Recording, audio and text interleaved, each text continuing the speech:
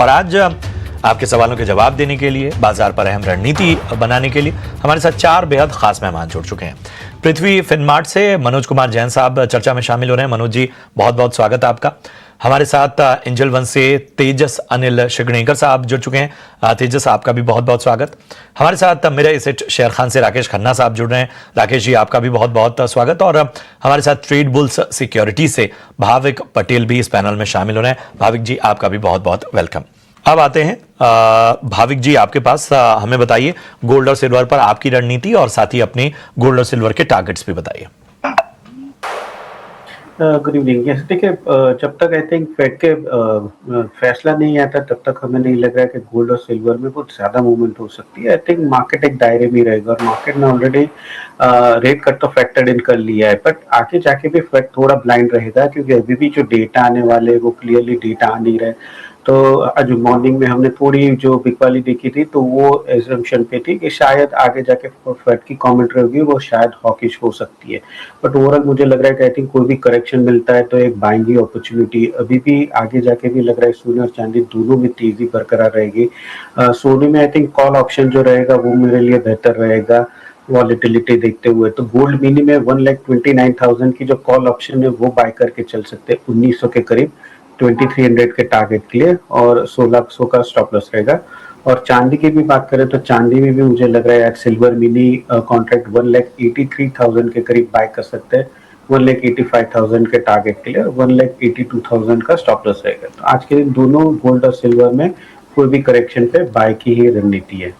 चलिए, तो गोल्ड और सिल्वर मिनी में खरीदारी की आपको सलाह। एक बार लेवल्स बता देते हैं। सिल्वर मिनी की जो कि आपके सामने प्लेट है उसमें 1,83,000 के लेवल पर खरीदारी की सलाह।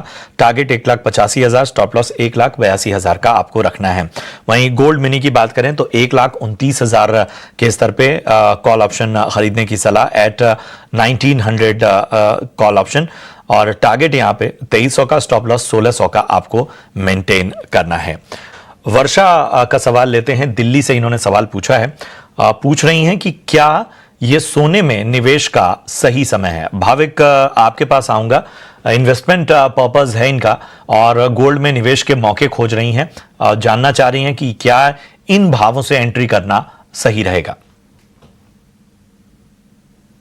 के लिए तो मैं बोलूंगा कि कभी भी अच्छा ही मौका है अगर लॉन्ग टर्म के पर्पज से आप बाय कर रहे हो, और अगर आप फिजिकल ले रहे हो तो मैं बोलूंगा कि एटलीस्ट गोल्ड ईटीएफ है वो थोड़ा बेहतर रहेगा, क्योंकि इसमें क्या है कि गोल्ड ईटीएफ में आप स्टैगर्ड मैनर में भी बाय कर सकते हो कि यहाँ से अगर 3 या 4% की करेक्शन आ सकती है तो वहाँ पे भी आप एटलीस्ट आप थोड़े जो फंड है वो और डिप्लॉय कर सकते हो। तो मैं बोलूँगा आप 100% आपको अगर फंड यहाँ पे डिप्लॉय करना है तो एटलीस्ट 50% ही डिप्लॉय कीजिए। बाकी के अगर 1,26,000 के नजदीक आता है सोना तो वापस से यहाँ से बाय कर सकते हैं। देखिए, नेक्स्ट ईयर अभी भी मुझे लग रहा है कि यहाँ से और रिटर्न मिल सकता है, तो ये टाइम भी अच्छा है, बट 100% कैपिटल डिप्लॉय मत कीजिए, अपने 50% डिप्लॉय करके अभी आप इन्वेस्ट कर सकते हो।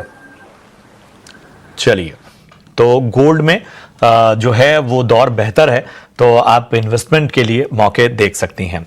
चलिए भाविक, आप बताइए क्रूड पर आपकी क्या राय है, क्या कॉल्स हैं आपकी?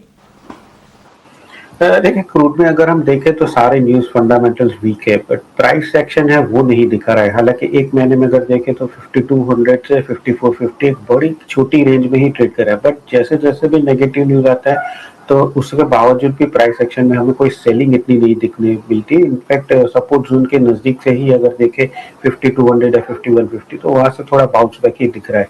तो मुझे लग रहा है कि इंट्राडे भी जो बेरिश न्यूज है आई थिंक मार्केट ने थोड़ा डिस्काउंट कर ली है, मार्केट को क्लियरली नीचे नहीं जाना, तो मैं बाय की तरफ ही रहूंगा। तो 5295 के करीब बाय कर सकते हैं 5380 के टारगेट के लिए, और इंट्राडे स्टॉप लॉस रहेगा 5250 का। चलिए, तो क्रूड पे 5295 ये लेवल याद रखिए, टारगेट 5380, स्टॉप लॉस 5250 का आपको मेंटेन करना है।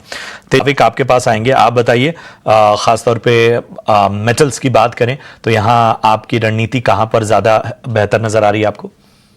मेरे टॉप पे जिंक रहेगी जहाँ पे 310 पे बाय कर सकते हैं 313 के टारगेट के लिए, और 308.50 का इंट्राडे स्टॉप लॉस रहेगा। बिल्कुल, तो ये राय आपको मिलती हुई जिंक पर बुलिश नजर आते हुए भाविक का तो तमाम सवाल भी हो गए, रणनीति भी हो गई। बहुत बहुत शुक्रिया करेंगे अपने तमाम एक्सपर्ट्स का, भाविक जी, राकेश, तेजस, मनोज जी, आप सभी का बहुत बहुत धन्यवाद इस अहम रणनीति के लिए और दर्शकों का मार्गदर्शन करने के लिए। बहरहाल कमोडिटी फटाफट में आज के लिए हमें दीजिए इजाजत। आप देखते रहिए ET नाउ स्वदेश। नमस्कार।